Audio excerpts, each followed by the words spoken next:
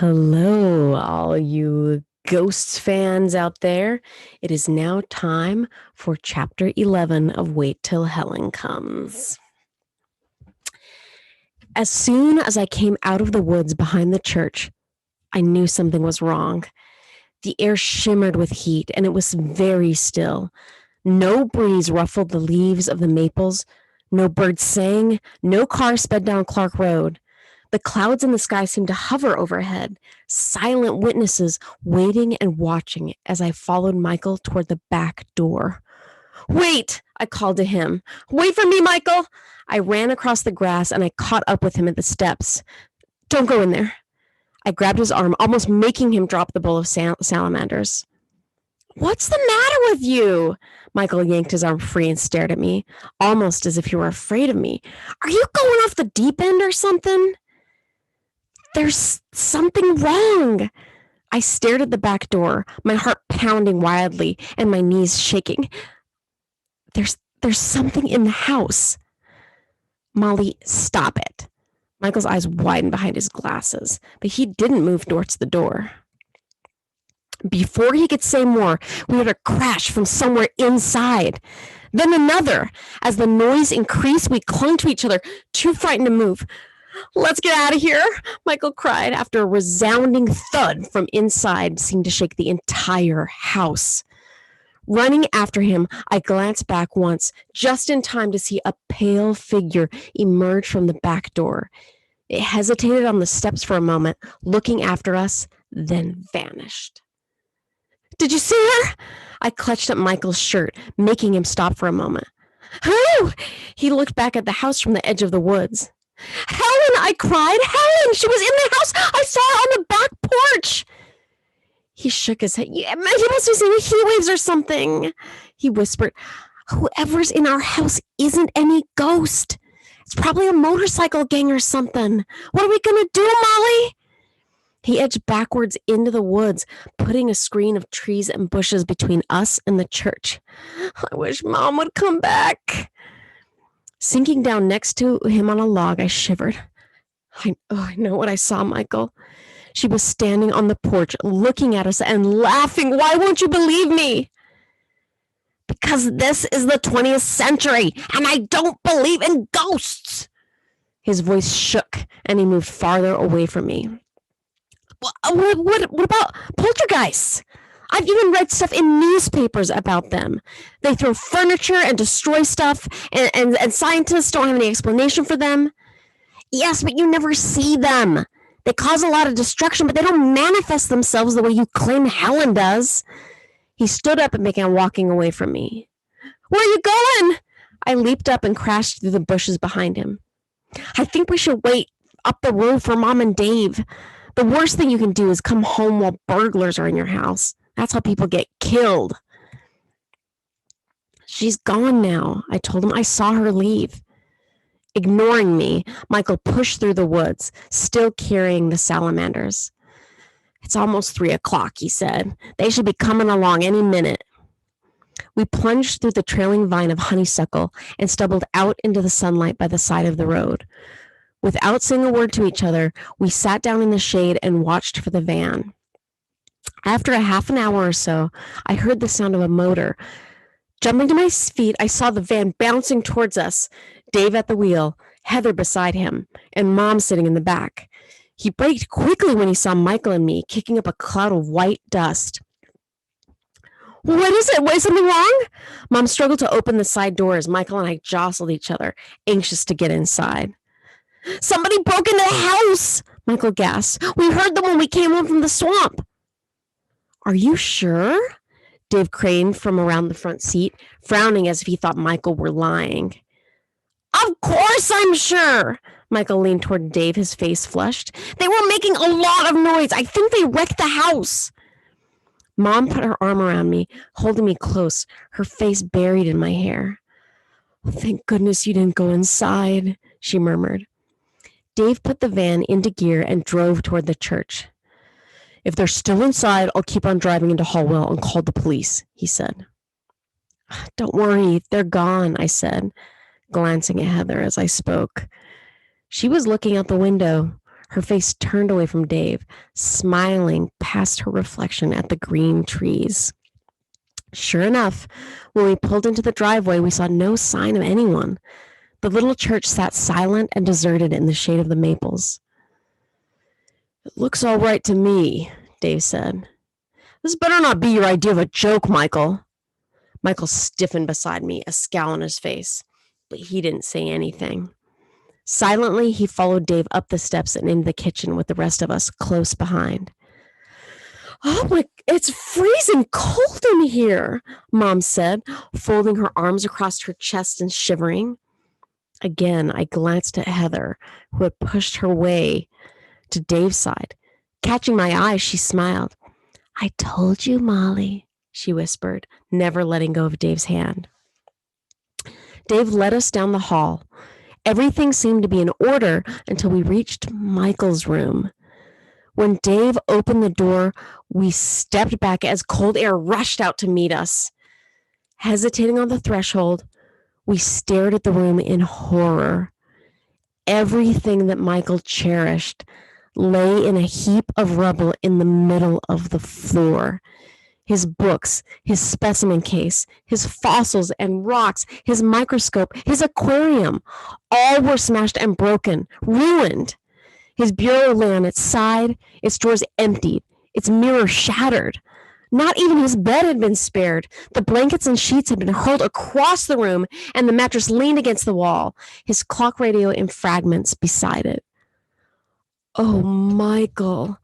Mom put her arms around him and let him cry great, gasping sobs that shook his whole body. "My insect, my butterflies, everything is ruined," he wailed. "Everything!"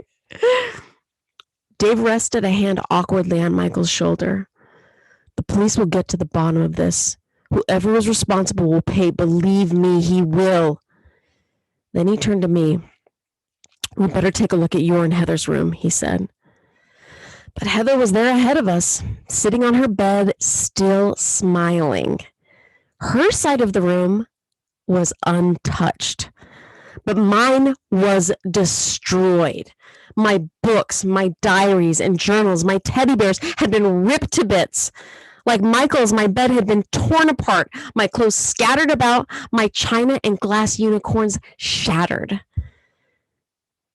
"They must have hurt you and Michael," Dave said. "You scared them off, I guess, before they wrecked the entire house." But I wasn't listening. Instead, I was staring at a scrawled message on the wall over my bed. Written faintly in an old-fashioned hand, it said, "I have come, H-E-H. "What did I tell you?" Heather whispered. Without my noticing, she had crept to my side. One cold hand touched my arm as she smiled up at me, her back to Dave. Pulling away from her, I ran to Mom, who was standing in the doorway, one arm around Michael. "It's all her fault," I cried. "She made this happen." "What are you talking about?" Mom drew me to her side. "Good God," David said, exasperation darkened his voice. "Heather tries to comfort you, and you turn around and try and blame it on her?" He lifted Heather, and she buried her face in his beard, sobbing. "Molly, I can't believe you said that." Mom sounded shocked. "I know you're upset, but Heather couldn't possibly have had anything to do with this." "Look," I pointed at the wall. "See that?" But even as I spoke, I saw Helen's message fade away like letters written in the sand as the tide rises. What had been words, letters, were now meaningless cracks and scuffs on the wall. "Darling," Mom drew me closer, caressing my back. "It's all right, Molly. We'll get it all put back together somehow." Frightened, I collapsed against Mom, letting her stroke my back, my hair crying as if I would never stop. "We should check the rest of the house," Dave said after a while. "And our studios. Then I'll call the police." Silently, we followed him through the house. His and Mom's room, the living room, the kitchen, the bathrooms, nothing had been touched. Relieved, we walked down the driveway toward the carriage house, towing Heather behind him like a pull toy. A glance inside told him that nothing had been disturbed. His bowls and mugs, his vases and platters sat on their shelves, either glazed or waiting to be glazed. The kiln and the pottery wheel stood silently in their places. Overhead in the rafters, a barn swallow twittered and flew back and forth, worried that we would disturb its nest. Satisfied, Dave led us across the yard to the side door of the church. Once again, we recoiled from the cold air, and I clasped Mom's hand, knowing what we would find. Mom's big canvases had been slashed and thrown to the floor.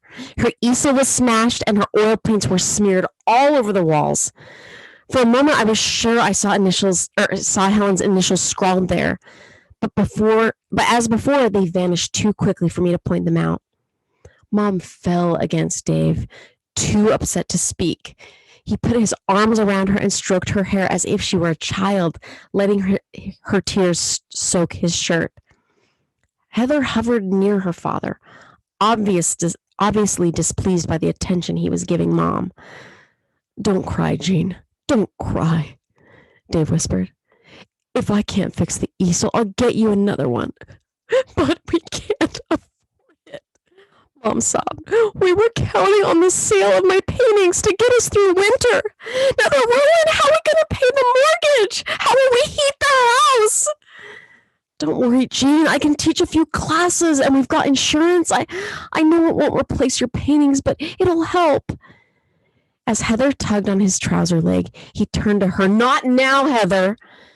She recoiled from the anger in his voice. "You love her more than me," she whimpered.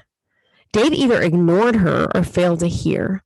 He started toward the house, his arm around Mom's shoulders. "We'll call the police," he said. As Heather hung back, frowning at Mom and Dave, Michael turned to her. "Poor little Heather," he said, "left out in the cold by Daddy." She stared up at him. "Do you believe in Helen now?" she hissed.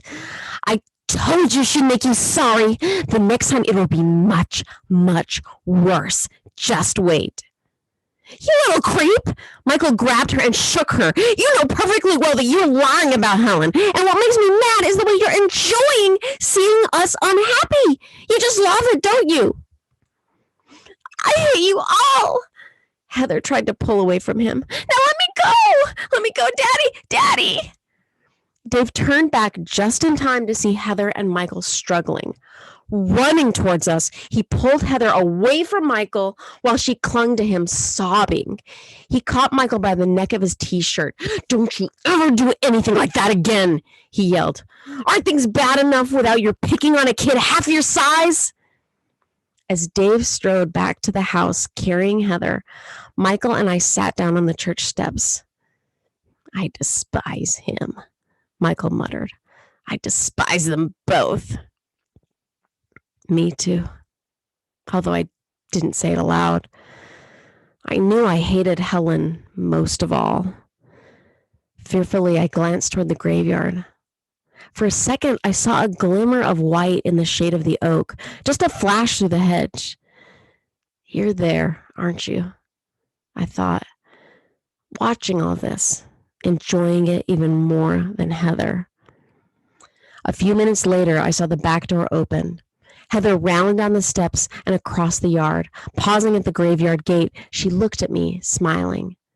Then she pushed the gate open and vanished behind the hedge. As I leaned toward Michael to tell him where Heather had gone, I was interrupted by the arrival of a police car. I pulled up by the steps, and a fat man in a light blue shirt and dark pants got out and went inside. From where Michael and I sat, we could hear the radio squawking. Around 20 minutes later, he came outside with Mom and Dave. "It's a shame. It's a real shame," he was saying as he walked toward the church. "Never had anything like this happen around here before. Most folks don't even bother to lock their doors when they go out. Must have been some kids from Adelphia or something. Baltimore, maybe. Just passing through, doing drugs, looking for fun. Who knows?" Nodding to Michael and me, He followed Mom and Dad into the church and up the stairs to the loft. We could hear them walking around, talking. As they emerged from the church, the policeman stopped and wiped his forehead with a big handkerchief. His face was red and shiny from the heat. Are those the two that interrupted the vandals? He peered down at Michael and me. Mom introduced us, and Officer Green asked us a few questions, but we couldn't tell him anything that would help him. As he put his notebook into his pocket, he thanked us. You sure you didn't see anybody? He asked. My sister claims she saw a ghost, Michael said, taking me completely by surprise. A ghost? Officer Green stared at me. Oh, Molly, Mom touched my shoulder. No more of that. Officer Green turned to her. Well, ma'am, she wouldn't be the first person to see a ghost at St. Swithin's. I know grown men who don't like to drive past the graveyard at night. Of course, because I don't believe in ghosts myself. Never saw one, never hope to see one. But then they tell me only certain folks can see them. So who's to say? The officer patted my head and said that he was sorry about my room. Oh, I hope we get it all straightened out, but I know that you'll never be able to replace some of those things. Turning back to Mom, he added, I'd sure hate for you folks to think anybody from Hallwell made this mess. There is not a living soul in these parts who would do something like this. As Officer Green walked back to his car, still talking to Mom and Dave, I turned to Michael. You were trying to make me look stupid again, weren't you? I accused, but he didn't answer. He stood beside me, his shoulders hunched like an old man's, frowning at the ground. Why did you tell that policeman about Helen? He thought I was nuts. I glared at Michael, feeling that he betrayed me. Without looking at me, Michael shrugged, shoving his hands in his pockets, and walked off toward the house. I watched him stop on the porch and pick up his bowl of salamanders before he vanished inside. I sighed, and I sat down on the church steps. Michael was thinking about his specimens, I supposed, his butterflies, their wings carefully spread and pinned to the board, each one neatly identified. His grasshoppers and beetles and dragonflies, their fragile dried shells and delicate wings neatly mounted under glass. It had taken him a couple of years to build his collection. He'd won a blue ribbon at the science fair last winter for the butterflies. No wonder he didn't feel like talking to me. While I sat there, I saw Heather come out of the graveyard, a smile on her face. I turned away, not wanting to look at her. It scared me that she could summon up something as horrible as Helen and then stand there, safe beside her father, laughing at us. It made her seem as inhuman as Helen. End of chapter 11.